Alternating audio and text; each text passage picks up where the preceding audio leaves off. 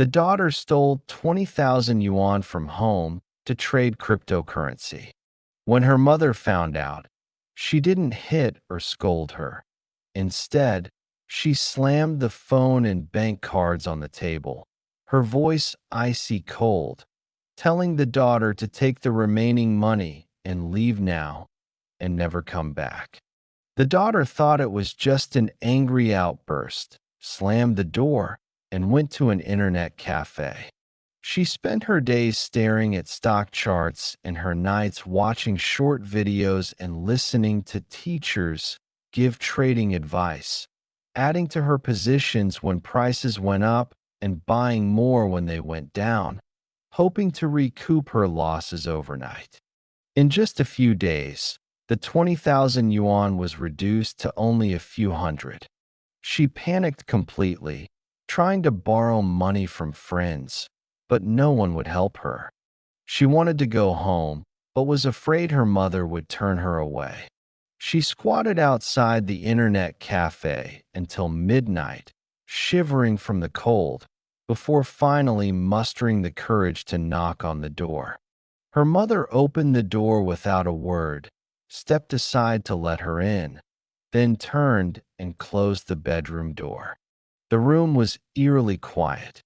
The daughter hid in her room for a day and a night without eating or drinking, and dared not even turn on her phone. The next morning at 5 o'clock, her mother knocked on the door, threw in an old apron and a pair of old non-slip rubber shoes, and told her to put them on and come with her. It was still dark, and the cold wind was biting. Her mother took her to a popular home-style restaurant in the city, told the chef to let him do whatever he could and not to spoil him, and then turned and left without looking back. Spoiled since childhood, she was at a loss when she first started working in the kitchen. Washing piles of dishes, her fingers turned red from the cold water, and she even cut herself on the edge of a bowl. It hurt terribly when she touched water. Picking vegetables, serving dishes, wiping tables, she worked nonstop.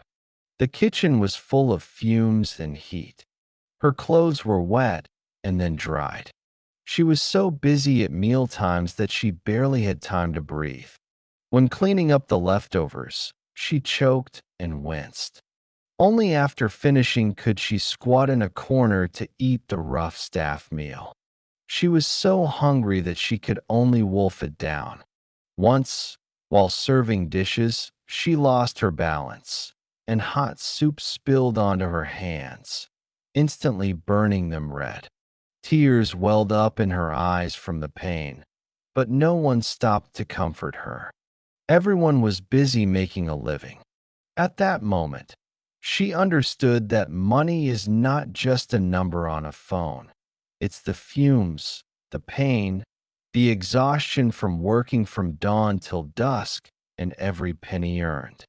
That evening, her mother picked her up on an old electric scooter, silent the whole way. When they arrived home, and she saw the hot dishes her mother brought, her hands trembled so much she could barely hold the chopsticks. As she washed her hands, she looked at the burns and cracked fingers and couldn't help but gasp softly. She thought that after a few days, her mother would soften her heart, but a week later, her mother rented a shabby little house near the restaurant and coldly said that she wasn't allowed to come home until she had earned enough money. She broke down and shouted, "Are you trying to force me to my death?" Her mother's eyes were firm. "If you dare to treat our savings like an ATM, then stop thinking of yourself as a child." She could only work diligently, from being clumsy and disorganized to becoming skilled and proficient.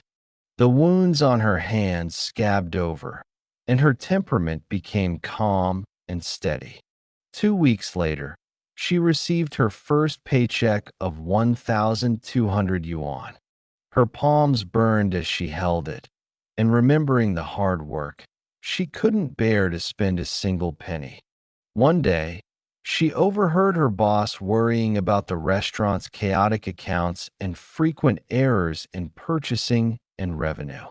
Remembering her basic bookkeeping skills, she mustered her courage and volunteered.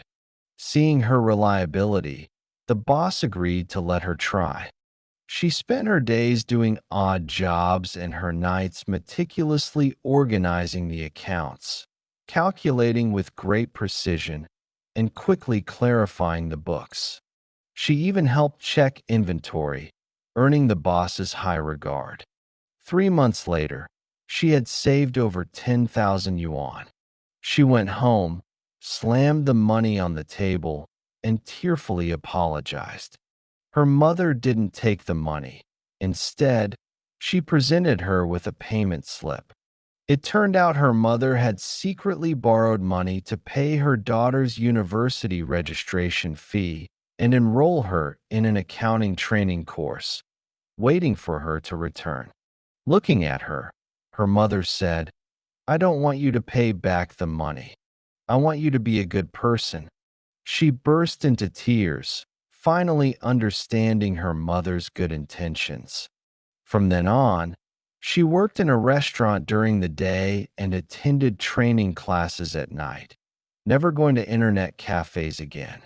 While her classmates chatted about games, she buried herself in books learning skills. 6 months later, she found a stable accounting job with her accounting certificate. Every month, she would send money to her parents as soon as she received her salary, not only paying off the 20,000 yuan debt, but also replacing the old appliances in the house. Her mother had a bad back, so she massaged it every night before bed. Her mother was frugal with her own spending, but she always bought things for the family. The rebellious girl who had once been addicted to virtual reality and neglected her family had finally grown into a reliable, sensible, and responsible adult. The harshest education in the world is never physical punishment, but rather making people experience the weight of life. Her parents never asked their children to repay the debt. They only hoped that they would grow up, become sensible, shoulder their responsibilities, and get back on the right path.